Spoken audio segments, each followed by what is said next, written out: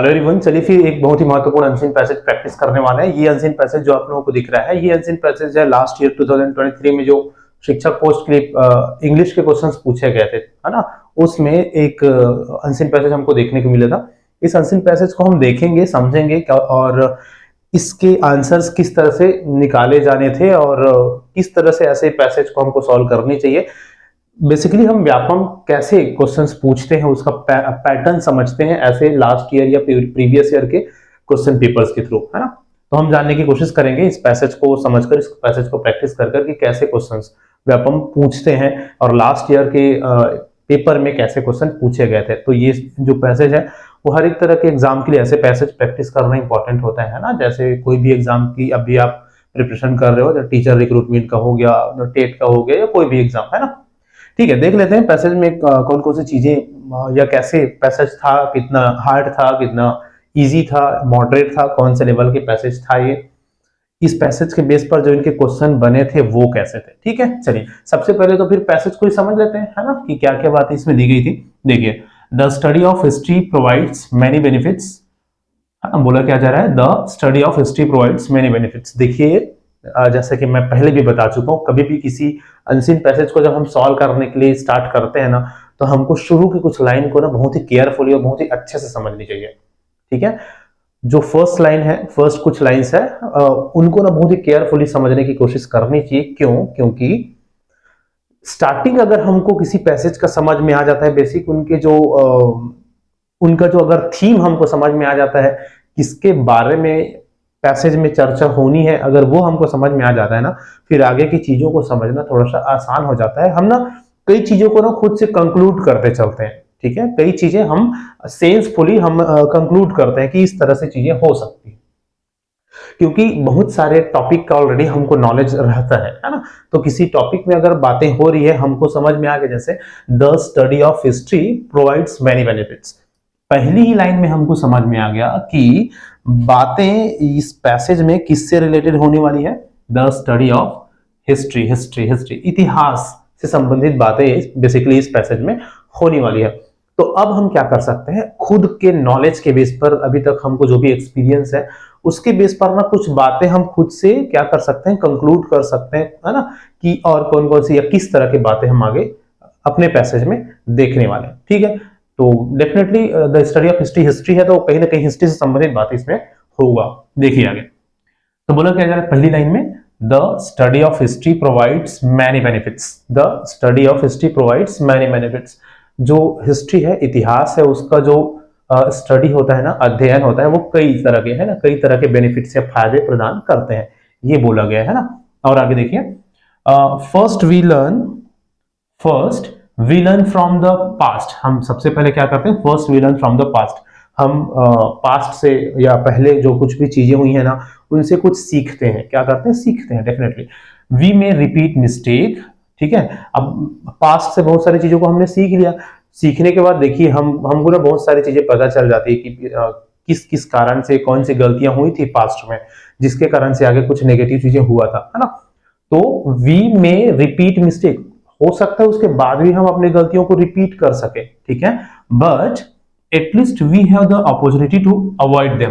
ठीक है, at least we have the opportunity to avoid them, लेकिन कम से कम हमारे पास में एक अपॉर्चुनिटी होता है, एक मौका होता है पुरानी गलतियों से सीख कर उन गलतियों को न दोहराने का, उसको उन गलतियों को अवॉइड करने का। ठीक है, हालांकि रिपीट भी किया जा सकता है उन मिस्टेक्स को, लेकिन एटलीस्ट हमारे पास एक मौका होता है उसको अवॉइड करने का। ठीक है, इतनी बातें बोली गई है ना। आगे देखो, पहला फायदा हो गया है ना इसका, हिस्ट्री को पढ़ने का। दूसरा फायदा क्या है, second, history teaches us what questions to ask about the present. History हमको ये भी सिखाता है कि वर्तमान के बारे में, प्रेजेंट के बारे में हमको कौन सा क्वेश्चंस अपने सामने रखनी चाहिए, लोगों के या दुनिया के सामने ऐसा कैसा कौन सा प्रश्न होनी चाहिए कि हमको आगे और क्या करना है, कैसे करना है। ठीक है, तो ये हमको सिखाते हैं इतिहास। ओके, आगे देखिए, contrary to some people's view. ठीक है, यहां पर क्या बोला गया है, contrary to some people's view, the study of history is not the memorization of names, dates and places। यहां पर ये बोला गया है, contrary का मतलब होता है ना, contrary का मतलब होता है विरोधाभास, अपोजिट, विपरीत। ठीक है, contrary to some people's view, कुछ लोगों के सोच के विपरीत, है ना, कुछ लोगों के विचार या कुछ लोगों की सोच के विपरीत जो हिस्ट्री है ना, देखो क्या बोला जा रहा है, contrary to some people's view the study of history is not the memorization. ठीक है, कुछ लोगों का ये मान्यता है, ये मानना है कि इतिहास ना कुछ नाम, डेट्स, इवेंट्स वगैरह को याद ही करना है। जब भी इतिहास की बात होती है, इतिहास मतलब क्या, कोई इवेंट्स हुए हैं, कोई घटनाएं हुई हैं, उनका नाम याद करना, डेट याद करना। ठीक है, ऐसा नहीं। हमारे इस पैसेज के राइटर ने क्या बोला है कि इतिहास वो नहीं है, इतिहास सिर्फ इन चीजों को याद करना बस नहीं है। ठीक है, ठीक है, देख लो यहाँ पर क्या बोला गया है, contrary to some people's view the study of history is not the memorization of name, dates and places. ठीक है, आगे देखो, आगे क्या बोला गया है, it is the thoughtful examination of the forces that has shaped the course of human life, है ना। ये क्या है, इतिहास क्या है, एक बहुत ही गहन या बहुत ही गहरा, बहुत ही विचारपूर्ण एक एग्जामिनेशन है, मतलब एक ऐसी घटनाएं है, एक ऐसी चीज है ना, एक ऐसा फोर्स है। ठीक है, it is a thoughtful examination of the force, है ना, एक ऐसा ताकत है, एक ऐसा बल है, बहुत लंबे समय का, लंबी प्रक्रिया का। ठीक है, जिसने क्या किया है, जिसने शेप किया है, जिसने बनाया है, किसको बनाया है भाई, that has shaped the course of human life, है ना। ह्यूमन लाइफ, अभी तक के जो मानव लाइफ रहा है, ठीक है, अभी तक जो मानव लाइफ रहा है, उसको क्या किया है, उसको शेप किया है, उसको आकार दिया है, किसने, ये पूरे इतिहास ने। ठीक है, उस चीज का अध्ययन है ये, वो क्या है, उस चीज का ये अध्ययन है। ठीक है, आगे देखिए, we can examine events from the past and then draw inferences about current event। हम क्या कर सकते हैं, we can, हम देखिए यहाँ पर क्या बोला गया है, we can examine events from the past। हम ना पास्ट से कई कई चीजों को एग्जामाइन कर सकते हैं, निरीक्षण कर सकते हैं, देख सकते हैं, समझ सकते हैं, और उसके बेस पर, है ना, पुराने या पिछले इवेंट्स, पिछले कुछ घटनाओं को देख समझकर उसके बेस पर then draw inferences about current events, वर्तमान इवेंट्स के बारे में, वर्तमान चीजों के बारे में, वर्तमान कुछ घटनाओं के बारे में ना कुछ अपना निष्कर्ष निकाल सकते हैं, है ना, कुछ निष्कर्ष निकाल सकते हैं। इन्फ्रेंसेस मींस निष्कर्ष।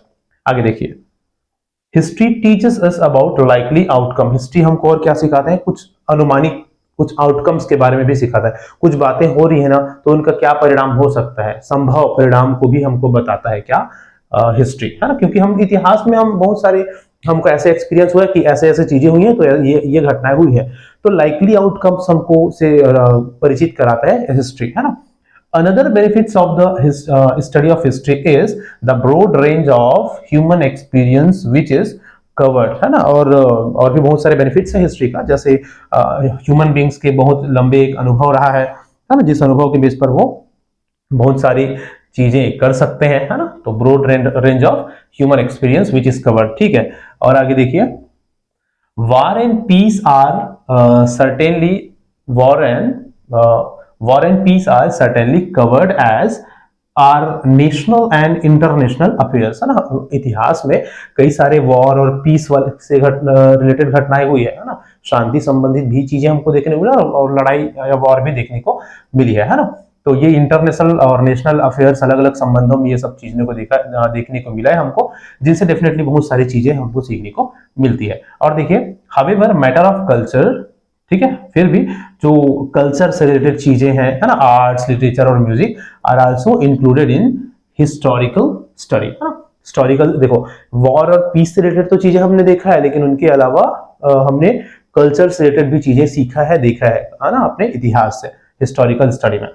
Human nature is an important part of history. Human nature, मानव का नेचर, ठीक है, इतने दिनों के इतिहास में हम मानवीय व्यवहार, मानवीय नेचर को भी समझे हैं, है ना, इतिहास से, कि कैसे, कौन सी चीजें, किस तरह के मानवीय नेचर से कौन सी चीजें होती है, सभी चीजों को जाना है। और क्या बोला गया, देख लीजिए, human nature is an important part of history. ठीक है, कैसे ह्यूमन नेचर, जैसे कोई इमोशंस हो गए, है ना, अलग अलग इमोशंस, ह्यूमन नेचर के अलग अलग इमोशंस में पैशन हो गया, ग्रीड हो गया, है ना, इनसिक्योरिटी हो गए, this all have influenced the shaping of the world affairs. ठीक है, तो इतिहास में, है ना, मानवीय इतिहास में ये जो सारी चीजें हैं, ये जो मानवीय इमोशंस है, ठीक है, ह्यूमन जो इमोशंस है, इसने चीजों को अभी तक शेप करने में इंपॉर्टेंट रोल निभाया है। ठीक है, चीजें ह्यूमन इमोशन के हिसाब से ही तो बदलती रहती है, ठीक है। मानवीय इमोशंस जो होते हैं, हमारी जो डिफरेंट इमोशंस होते हैं, उन्हीं के अकॉर्डिंग तो चीजें चलती रहती है और बदलती रहती है। तो है ना, तो ये पूरा वर्ल्ड को शेप करने में, है ना, दुनिया को, इस पूरे दुनिया को बनाने में मानवीय इमोशन, ह्यूमन इमोशन का एक बहुत ही इंपॉर्टेंट रोल रहा है, ऐसा बोला गया है ना। ओके, और आगे देख लो, लास्ट कुछ लाइन है। एनीवन हु थिंक्स दैट, कोई भी ऐसा पर्सन जो ये सोचता है कि the study of history is boring, study of history is boring, है ना, इतिहास को पढ़ना ना बोरिंग है, has not really studied history, उसने ना सच कहे तो उसने इतिहास को पढ़ा ही नहीं है, ठीक है। तो ये कुछ बातें बोली गई है हमारे राइटर के द्वारा इस पैसेज में, ठीक है। बेसिकली किसके बारे में बताया गया, इतिहास के बारे में बताया गया। हमने पैसेज को अच्छे से समझा, ठीक है। आपने देखा कि पैसेज को कैसे समझना है, ठीक है। लाइन टू लाइन, एक लाइन से दूसरे लाइन को कोरिलेट करते हुए, एक लाइन से दूसरे लाइन को संबंध बनाते हुए, है ना, क्योंकि हम सबको पता है, आपको जाननी चाहिए कि किसी भी राइटिंग्स में, किसी भी पैसेज में, या किसी भी कोई भी राइटिंग्स हो, वहां पर ना लाइंस एक दूसरे से कनेक्टेड होते हैं। जो बातें एक लाइन में बोली गई होती है, लगभग उसी से रिलेटेड बातें दूसरे लाइन में बोला गया होता है। तो एक दूसरे लाइन को कोरिलेट करते हुए हमको सेंस को या भाव को समझने की कोशिश करनी चाहिए, क्योंकि देखो, आप सबको पता है, पैसेज को सॉल्व करना है ना, तो हमको इसको समझना जरूरी है ना। जितना ज्यादा अच्छे से हम पैसेज को समझेंगे, उतना ज्यादा अच्छे से इसके आंसर्स हम लगाएंगे, और उतना ज्यादा पॉसिबिलिटी होगी हमारे आंसर्स के सही होने का। तो समझना जरूरी है, इसीलिए तो इसका नाम है ना कॉम्प्रिहेंशन, है कि नहीं। इस पोर्शन का क्या नाम है, कॉम्प्रिहेंशन, कॉम्प्रिहेंशन स्किल, ठीक है। समझ स्थापित करना, किसी भी चीज को समझ के बेस पर उसके आंसर देना, ठीक है। चलो चलेंगे, अब हमने समझ लिया लगभग, ठीक है। अब हम प्रैक्टिस करेंगे कि इसके समझ के बेस पर इसके क्वेश्चन को कैसे सॉल्व करें, कैसे इसके क्वेश्चन को समझे और कैसे इसके आंसर को समझे, ठीक है। चलिए चलते हैं, पहला क्वेश्चन देखिए। इसके क्वेश्चन ना 63 से 70 मार्क्स तक था। देखो, जो भी और इसमें पोर्शन है ना, उसको भी आगे देखेंगे, है ना, इंग्लिश के। अभी फिलहाल इस वीडियो में हम क्या देख रहे हैं, इस पैसेज को देख रहे हैं। एक और पैसेज था और इंग्लिश पेडागोजी के कुछ क्वेश्चन थे, खैर उसको दूसरे वीडियोज में हम देख लेंगे। देखो, हमारे लिए फिलहाल अभी क्या इंपॉर्टेंट है, पैसेज इंपॉर्टेंट है, ये वाला, है ना। देखिए, क्वेश्चन क्या बोला गया था, पहला क्वेश्चन देखिए, देख रहे हैं जैसे कि आप, history teach us about likely outcome, है ना, बोला क्या गया है, history teach us about likely outcome, ठीक है। ये एक लाइन था जो हमने पढ़ा। In the given sentence the underline word is, अब इस अंडरलाइन वर्ड कौन सा है भाई, ये क्या है बोला गया, तो ग्रामर का क्वेश्चन है, आगे है कि नहीं, ग्रामर का क्वेश्चन है ना। ग्रामर में अब देखो ऑप्शन में क्या क्या है, in the given sentence the underline word, ये सब्जेक्ट कॉम्प्लीमेंट है, ऑब्जेक्ट कॉम्प्लीमेंट है, कि ऑब्जेक्ट है, कि बी और सी दोनों है, ठीक है। तो देखिए और समझिए थोड़ा सा अच्छे से, बोला क्या जा रहा है, हिस्ट्री टीच अस, है ना, हिस्ट्री टीच अस। अब यहां पर आप देखेंगे ऑब्जेक्ट, सब्जेक्ट, ऑब्जेक्ट कॉम्प्लीमेंट्स, हम ना पढ़ चुके हैं, इसको हमने पढ़ा है अच्छे से, आप लोगों को समझाया गया है, ठीक है। होता क्या है, सब्जेक्ट कॉम्प्लीमेंट किसको बोलते हैं, ऑब्जेक्ट। देखो, सबसे पहले तो किसी भी सेंटेंस में ऑब्जेक्ट और कॉम्प्लीमेंट्स दो अलग अलग चीजें होती है, ऑब्जेक्ट अलग होते हैं, कॉम्प्लीमेंट्स अलग होते हैं। ऑब्जेक्ट किसको बोलते हैं भाई, कोई भी नाउन या प्रोनाउन, है ना, कोई भी नाउन या प्रोनाउन, कोई भी नाउन या प्रोनाउन, कोई भी ऐसा नाउन या प्रोनाउन जिस पर वर्ब का इफेक्ट पड़े, कर्म का प्रभाव सब बोलते हैं, है ना, काम का इफेक्ट इसके ऊपर पड़े, उसको ऑब्जेक्ट बोला जाता है।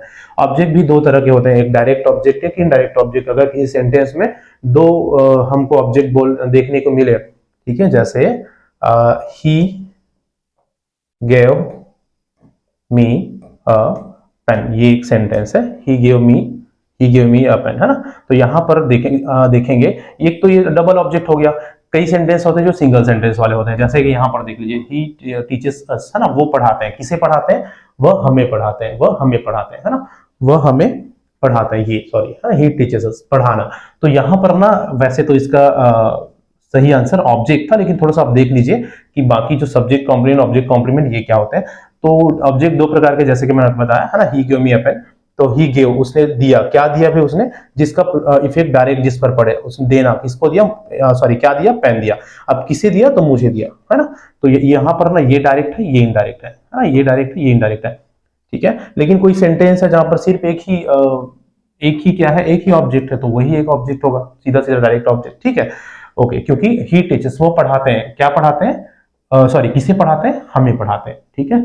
तो वो डायरेक्ट एक ही ऑब्जेक्ट है तो सिंपली वो सिंगल ऑब्जेक्ट होगा, direct object.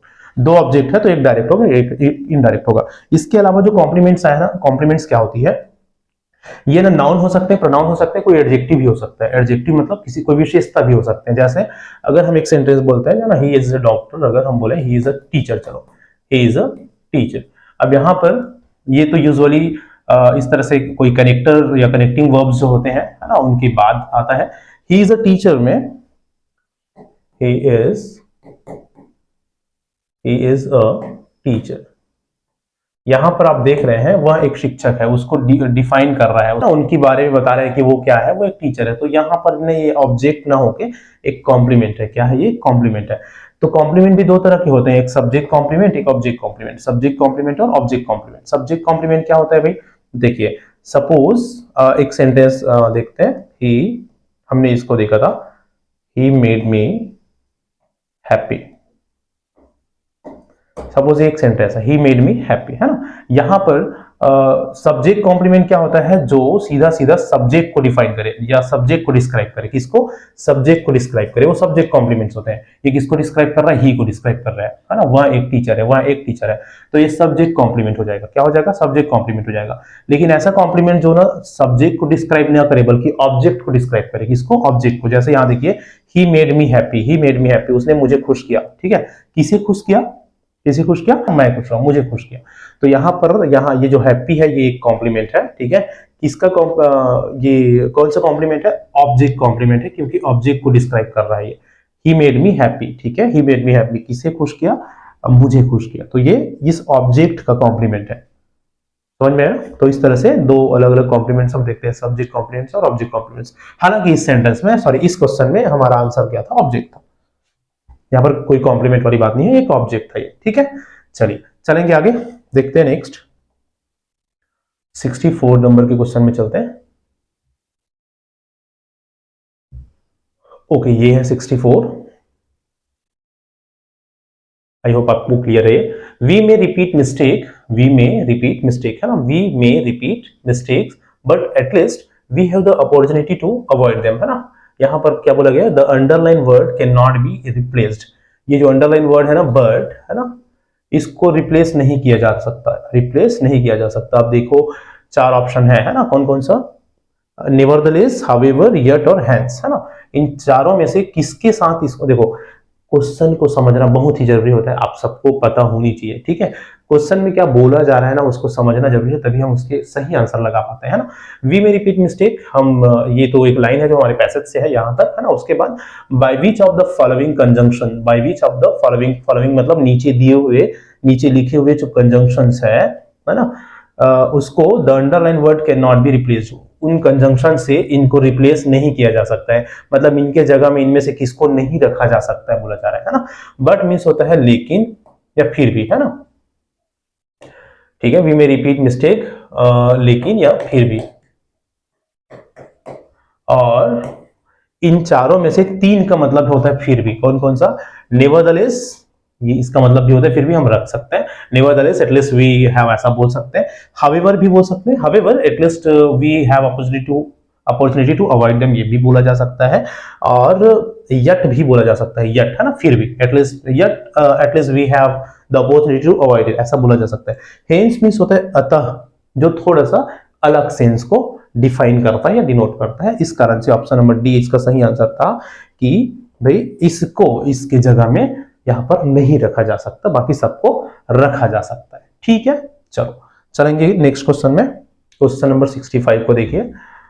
It is the thoughtful examination of force that have shaped the course of human life. ये एक लाइन दिया गया है हमारे पैसेज से, है ना, हमारे पैसेज से एक लाइन यहां पर दिया गया है, जैसा कि आप देख रहे हैं। ठीक है, it is the thoughtful examination of force that have shaped the course of human life, है ना। अब इस लाइन में क्या बोला गया है? In the light of the given passage, in the light of the given passage, इस पैसेज में, है ना, the above coated statement denotes, ठीक है, जो ये जो स्टेटमेंट है वो किस चीज को डिनोट करता है, किस चीज को बता रहा है, क्या बता रहा है वो, है ना। देखिए, एक मिनट, पूरे ऑप्शंस को देखते हैं इसके। अब पहले स्टेटमेंट है तीन, है ना, 3 स्टेटमेंट है, 3 बातें हैं, फिर उसके बेस पर ऑप्शन है, ओनली 1, ओनली 2, ओनली 3, ओनली 4। ऐसे इस वाले इस तरह के क्वेश्चंस को भी आप थोड़ा सा अच्छे से देखा करिए, है ना, क्योंकि कई बार क्या होता है इन्हीं को बस देखकर 1 2 3 करके ठीक लगा देते हैं, है ना, तो उनसे बचना है हमको। देखो क्या क्या बातें बोली गई है। अपना स्टेट कोड क्या था, it is the thoughtful examination of the force. एक विचारपूर्ण, एक बहुत ही लंबे समय का एक ऐसा बल का वो प्रभाव था, है ना, जिसने पूरी दुनिया को या ह्यूमन लाइफ को क्या किया है, शेप किया है। ठीक है, ह्यूमन लाइफ को शेप किया है। अब यहाँ पर बोला क्या जा रहा है, history is just a kind of asking questions to the past. देखो कई कई ऑप्शंस ऐसे होते हैं ना जिनको देखते ही हम जान लेते हैं कि वो गलत होगा। जैसे history is just a kind of asking questions to the past. इतिहास सिर्फ एक क्वेश्चन पूछना, सिर्फ ये जस्ट वाली बातें ना थोड़ा सा क्या होता है, हमेशा उसको बाहर करने वाली चीजें होती है, क्योंकि सिर्फ वाली चीजें ज्यादातर हमारे ऑप्शंस में नहीं आते हैं ना, तो ये तो गलत है। हिस्ट्री इज जस्ट, सिर्फ हिस्ट्री क्वेश्चन पूछना ही नहीं है पास्ट, है ना। Second, history is the study of those cause, उन कारणों का अध्ययन है, उन कारणों और प्रभावों का अध्ययन है, विच इफेक्ट्स ह्यूमन लाइफ, जो ह्यूमन लाइफ और सिविलाइजेशन को प्रभावित करता है। सही है ना। तीसरा देखो, history is just chronicling the cause of human evolution. हाँ, मानवीय विकास को क्या करना, क्रोनोलाइज करना, उसको क्रमिक रूप से जमाना ही है इतिहास। ऐसा नहीं है भाई, यहाँ भी जस्ट ही आ गया वैसे, तो क्लियर है, कोई दिक्कत ही नहीं है ना। सिर्फ एक ही सही है। कौन सा वाला सही है, ऑप्शन नंबर 2। तो इधर आप जैसे देखेंगे तो ओनली बी, है ना, ओनली 2 इज करेक्ट। आप बोल सकते हो option number 2, this one is correct. ठीक है, option number 2 B is correct, only 2। सिर्फ दूसरा बस सही था ना, बाकी सब तो गलत है कि नहीं। गलत ही सही पूछा था ना कि गलत पूछा। तो देखो एक बार देख लेते हैं। In the light of the given passage the above coated statement denotes. ठीक है, ये जो स्टेटमेंट है वो किस चीज को डिनोट करता है, तो ऑप्शन नंबर 2 को डिनोट करता है। ठीक है, चलेंगे नेक्स्ट क्वेश्चन में। 66 को देखते हैं। क्वेश्चन नंबर 66 में चलते हैं। ओके, तो ये रहा क्वेश्चन नंबर 66। ये भी वैसे स्टेटमेंट बेस्ड क्वेश्चन। देखो लास्ट ईयर की जो पेपर हुआ था ना 2023 वाला, अब कोई भी एग्जाम दिलाने वाले एग्जाम में इस तरह के क्वेश्चंस आपको देखने को मिलने वाला डेफिनेटली। तो ऐसे क्वेश्चंस प्रैक्टिस करना जरूरी है, प्रैक्टिस जरूर करिए इस तरह के क्वेश्चन को। देखो क्या बोला जा रहा है, in the light of the given passage read the given statement. अच्छा, स्टेटमेंट दिया है ना, और फिर उसके आर्ग्यूमेंट्स और एक्सप्लेनेशन पूछा जाएगा। स्टेटमेंट क्या दिया भाई देख लीजिए एक बार। ठीक है, 2 अलग अलग स्टेटमेंट है। The benefits of study of history is the broad range of human experience which is covered. War and peace are certainly covered as are national and international affairs. है ना? The benefits of study of history is the broad range of human experience which is covered. है ना?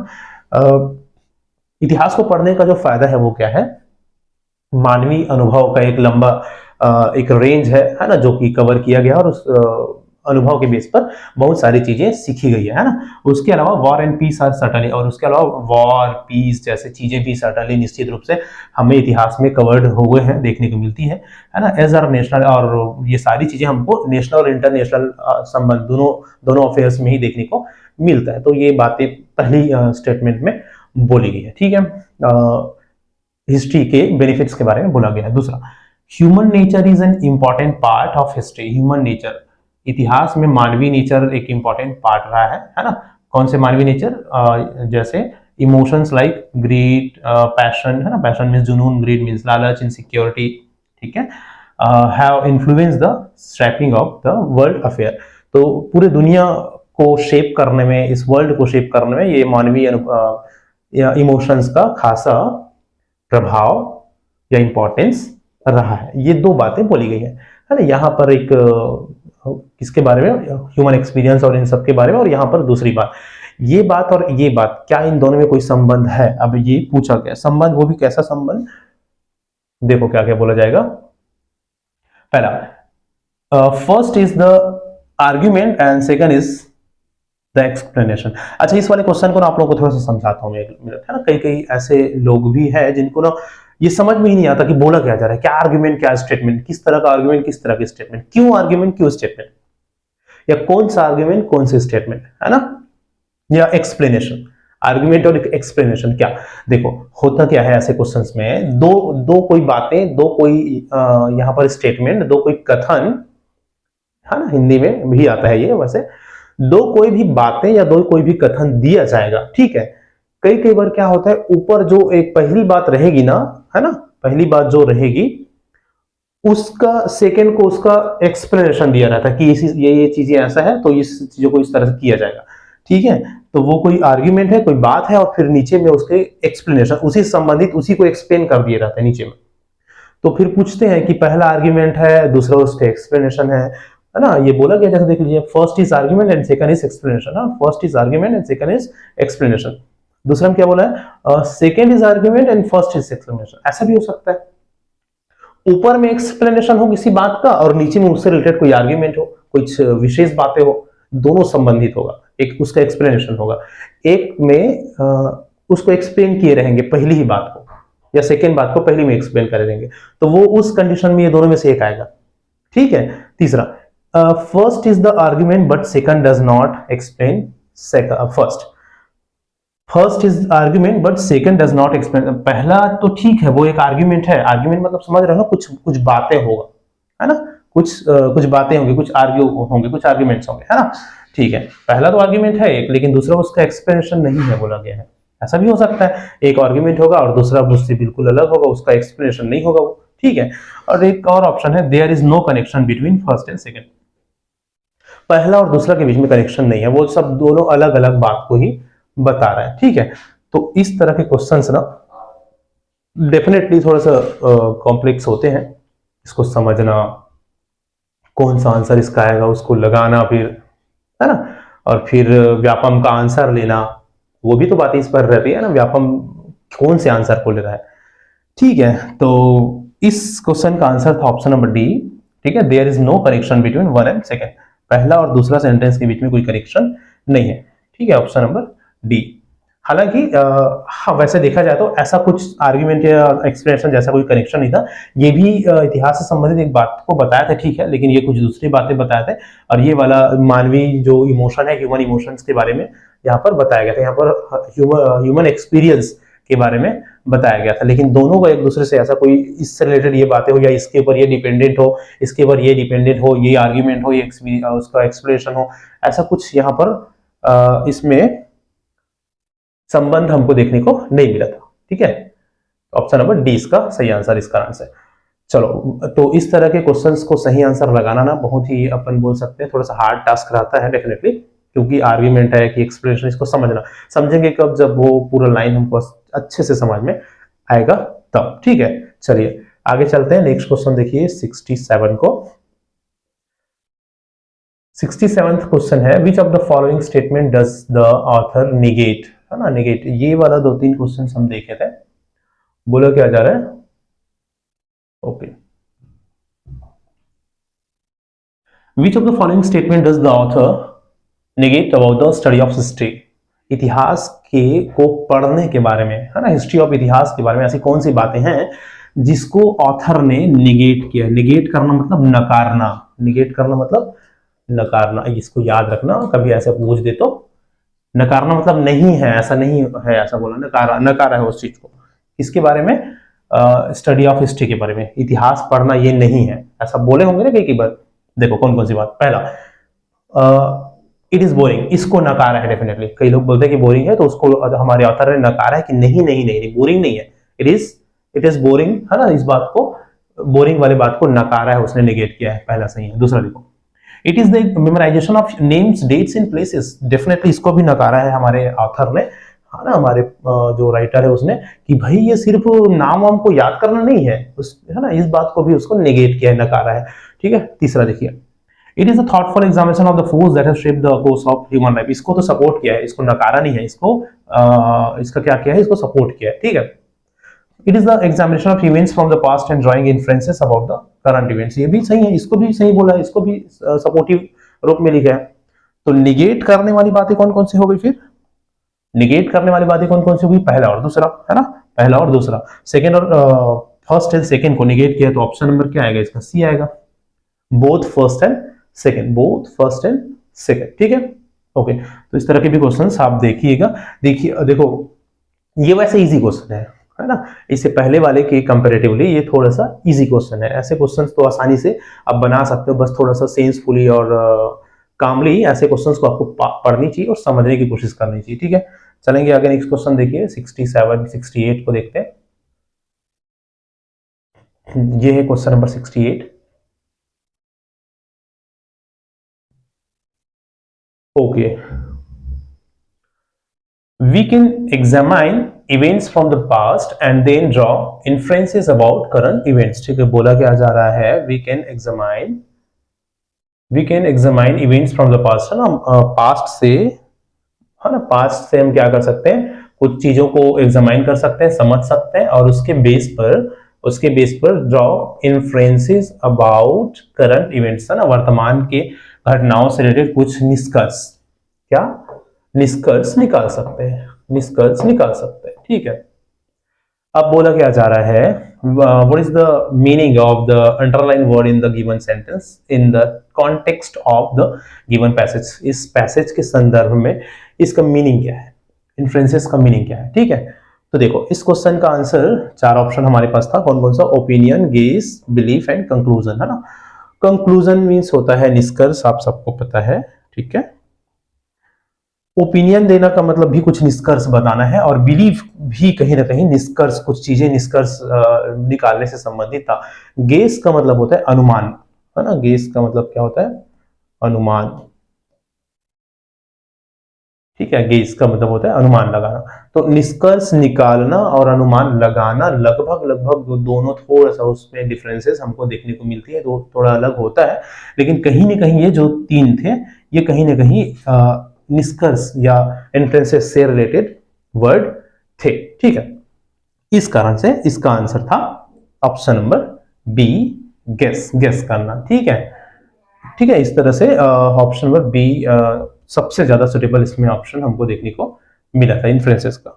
ठीक, चलिए चलेंगे आगे। Next 69 देखिए, in this passage contrary to, contrary to हमने पढ़ा है ना, कॉन्ट्रेरी टू, कॉन्ट्रेरी टू मैंने बताया भी था ना शुरू में जब हम पैसेज पढ़ रहे थे। कॉन्ट्रेरी टू मींस क्या होता है, विपरीत, विपरीत। ठीक है, विरोधाभास, विपरीत होना, विपरीत होना, तो फिर कोई दिक्कत ही नहीं है। बाकी अच्छा देखो, जैसे कि मैंने बोला कई क्वेश्चंस तो ऐसे होते हैं जो हम कुछ पढ़े नहीं है, कुछ जान नहीं गया, तब भी से हम उसके आंसर लगा सकते हैं। चार ऑप्शन है, कौन कौन सा, सिमिलर, लाइक, सेम एज और अपोजिट। कोई भी इसमें से समझ जाएगा कि एक, दो, तीन, तीनों तो लगभग एक ही जैसे है। सिमिलर, लाइक, सेम, सब तो एक ही है ना, सेम है, सिर्फ एक ही इसमें अलग दिख रहे, अपोजिट। तो यही तो हमारा आंसर होगा। फिर आपको इसकी मतलब भी नहीं पता है ना हिंदी में, then only you will be able to pick out the correct option, याद रखिएगा। ठीक है, उसके बावजूद भी आप सही आंसर पिक कर सकते हैं इसमें से। ऑप्शन नंबर डी इसका सही था। चलो लास्ट क्वेश्चन देख लो, which of the following statement does not agree with the given passage। Okay, इस पैसेज में ये जो चार एग्रीमेंट आपको दिख रहे हैं, है ना, उसमें से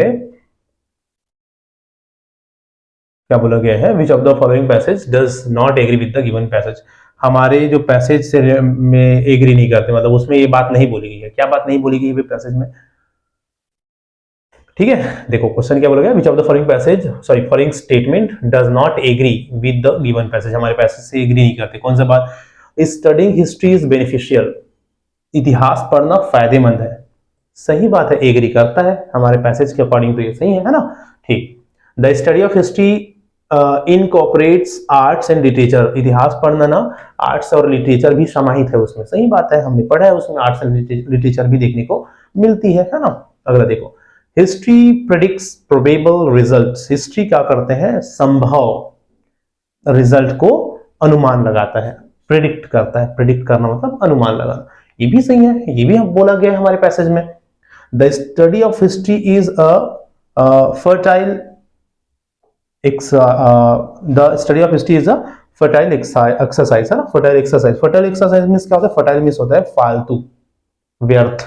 ठीक है, फर्टाइल मींस क्या होता है, व्यर्थ या फालतू। तो the study of history is fertile exercise, नहीं भाई, ठीक है, व्यर्थ फालतू का फालतू काम है, फर्टाइल एक्सरसाइज नहीं है। ऐसे इस बात को नहीं बोला गया हमारे पैसेज में, है ना, ये एग्री नहीं करता। तो ऑप्शन नंबर डी इसका सही आंसर था, ऑप्शन नंबर डी इसका सही आंसर था। ठीक है, तो ये एक सिंगल पैसेज था 2023 में टीचर पोस्ट के लिए पूछा गया, एक है ना व्यापम के द्वारा पूछा गया। और भी जो क्वेश्चंस होंगे, जो पैसेज होंगे, उसको और आगे देख लेंगे। फिलहाल ये आई होप कि आपको पैसेज को पढ़ना, क्वेश्चन को समझना, सही आंसर लगाना, है ना, कैसे उसको करें, वो उसकी एक प्रैक्टिस आपको हुआ होगा। मिलते हैं और पैसेज के साथ और भी इस तरह के क्वेश्चंस के साथ नेक्स्ट क्लास में।